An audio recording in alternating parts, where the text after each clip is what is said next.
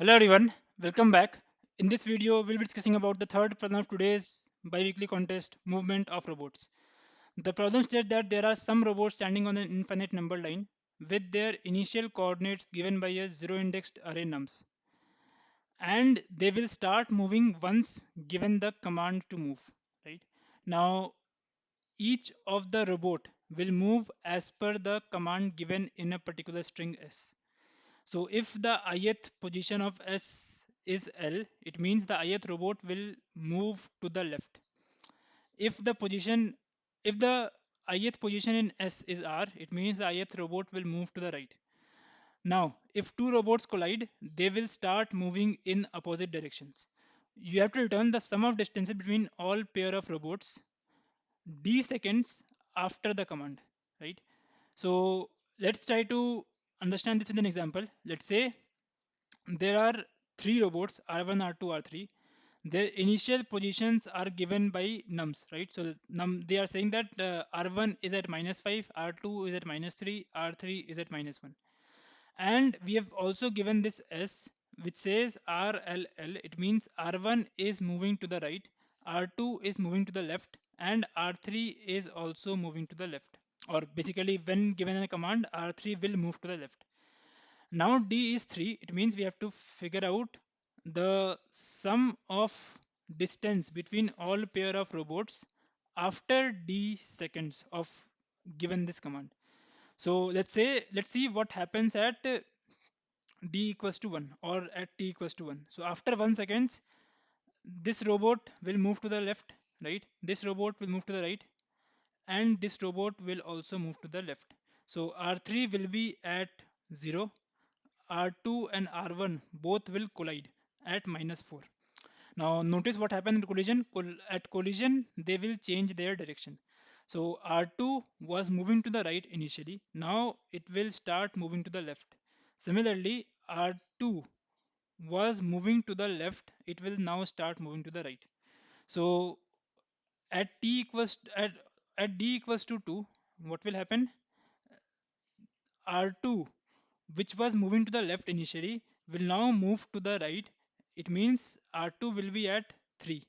Similarly, R1 was now moving to the left. Now it will move to, sorry, R1 was moving to the right. Now it will move to the left, and R1 will be at -5 again. Now R3 will continue moving to the left, and R3 will reach -3 as well. Now again a collision happens, so R2 will change its direction and R3 will change its direction.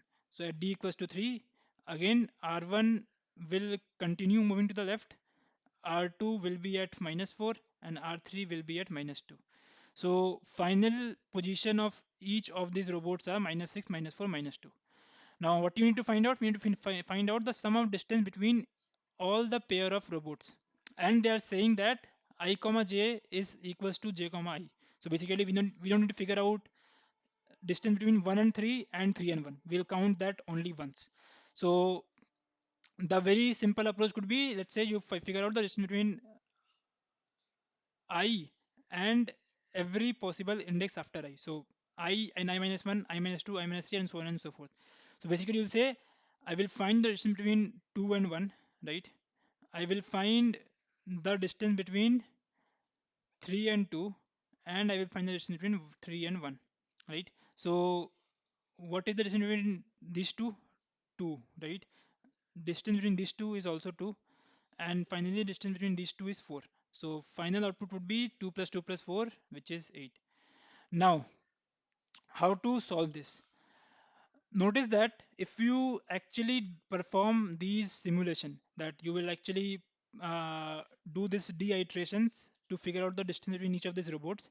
So at each iteration you will require order and time, right? Basically you have to iterate over all the robots and update their positions and directions if required. So for each iteration you will require order and time, and in total there you will be doing this iteration d number of times. So to find out the final position of the robot, you will require order d into n time, right? Now after d into n time, you will have the final position of the robots. Basically, you'll have this particular array. Now after you have this array, you have to figure out what is the distance between each pair of these elements. So the finding out the distance between each pair of elements, if you do it in a brute force manner, that will require order n square time as well. So your complexity would be order n square plus d into n. So this will surely not pass given the time constraint, because n and d both are used. N here is 10 to the power 5 and d is very huge, 10 to the power 9. So both of this will not pass. So which of these two we should optimize? So first of all, optimizing this is very straightforward. What was this? This says that what is the time to require to calculate the distance between each of the pair once you know the actual position of the robots after d seconds. So here what we can simply do, we can simply say, okay, we have to find this, like this between this and everything before me, right? So what simple formula you can apply, you can say, okay, let's say this is the given array, right? So you have to find the distance between every pair here. So what exactly you need to say, let's say you have a4 here, right? You have to figure out the distance between a4 and everything before it. So a4 minus a1 minus a2 minus a3, right? So this will be your distance, right?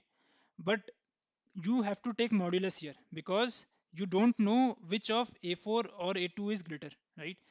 Because you don't know which one is greater, you have to take modulus. But if you take modulus, this will not simply evaluate to this, right? So in order to remove the modulus, what you can simply say that I want to ensure that a4 is greater than everything before it. In other words, you just simply need to sort the array. So what you will do, you will just simply sort the array and now apply the same trick. So just rearrange this part and you will see that what you are getting is a prefix sum.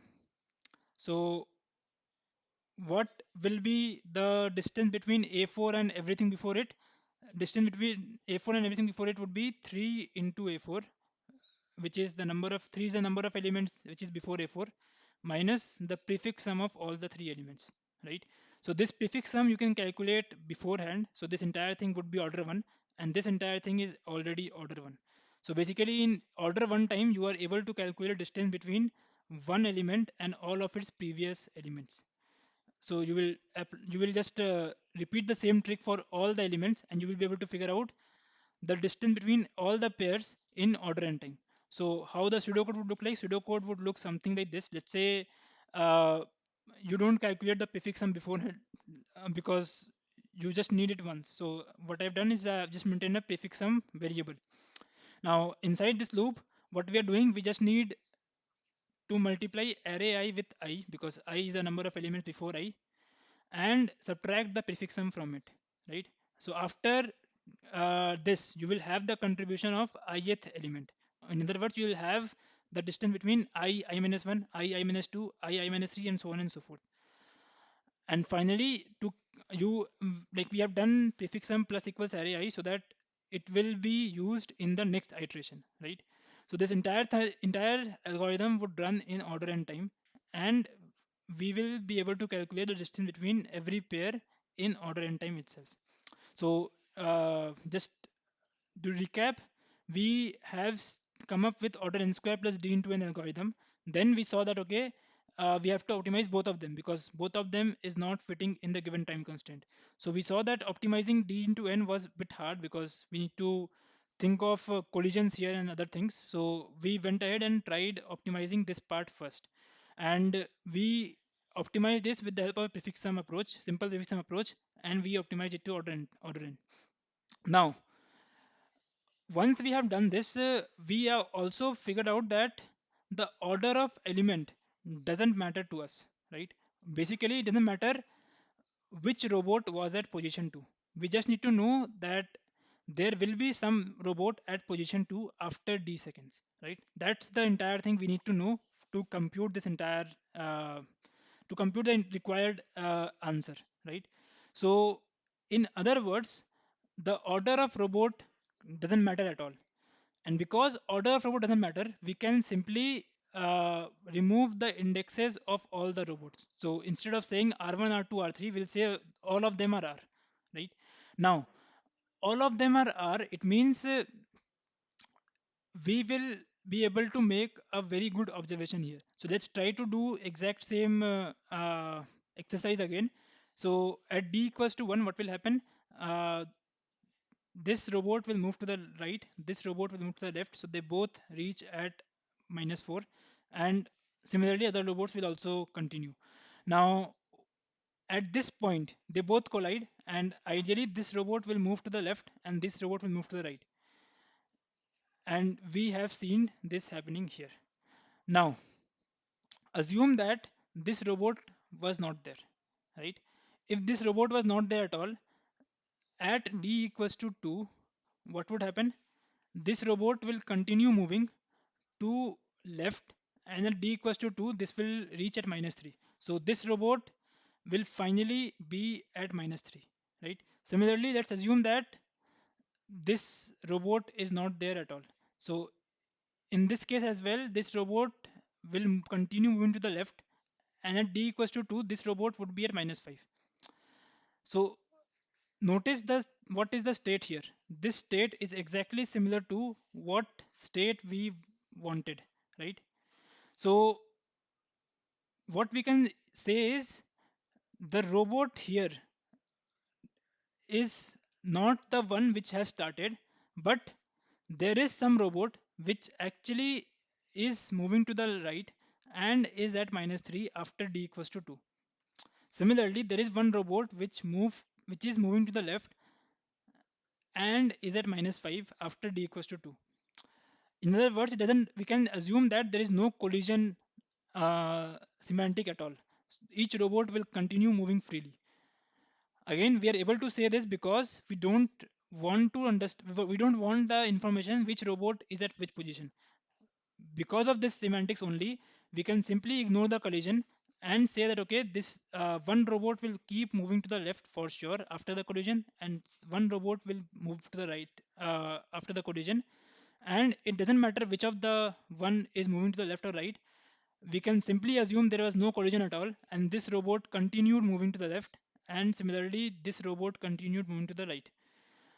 So with this fact, what we have done previously, we have, like, for actually figuring out the position or final position of each of the robot, we required to iterate over all the robots d number of times. But now what we are saying is each robot will now move freely. It doesn't matter which position the robot was at. So what we can say is, let's say we have to figure out the positions of robot at d after d equals to 3. So after, at d equals to 3, what we can say is there will be some robot which will be at minus 2, right? Which we don't know which of these robot will be at minus 2, but there will be some robot which will be at minus 2. Similarly, there will be some robot which will be at minus 6, right? And similarly, there will be some robot which will be at minus 4. Again, we don't know which of these robots are, but we know there will be some robot for sure which have this position. And similarly, there will be one robot which will have 6, right? And there will be one robot which will have 2 as the position. So notice, after figuring out all the collision, these are the exact position: minus 6, minus 4, minus 2, 2, and 6. So with this, we are able to optimize this d into n as well to just order n. We'll just iterate over all the robots and just subtract or add d based on the direction of the movement. And finally, we were able to figure out the final position of all the robots in just order n time. So we figure out the position of all the robots in order n time. Now after figuring out the position, we can apply this exact same algorithm and figure out the distance between each of these robots in order n time itself. So entire algorithm will now work in order n time, which will surely pass the given time constraint. Now, if you have followed till now, I would strongly encourage you to pause the video and try to code this entire solution by yourself and get it submitted.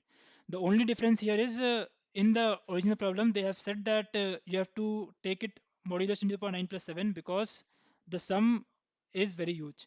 So I would encourage you to pause and try to code this entire solution by yourself. Next, we're looking at the code. The code is very straightforward. As we have discussed, we will first figure out the actual position of each of the robots. Now, the robot index doesn't matter at all. So we'll just simply maintain an array wherein we will add or subtract d based on what is the initial direction of the robot is. After that, we'll sort the array because remember, to figure out the distance between each of the pair, we actually wanted to remove this modulus. So we just sorted to remove the modulus, we just sorted the array to make sure that a4 is always greater than all of its previous element, right? So we sorted the array. After that, this algorithm is exact similar to this one. The only difference is the modulus part, because prefix is not the actual value, it is a modulus part. This subtraction value can be negative, and because it can be negative, we just added a modulus to make the entire thing as positive, and added result as well and taken a modulus as well. So again, this entire thing will run in order and time.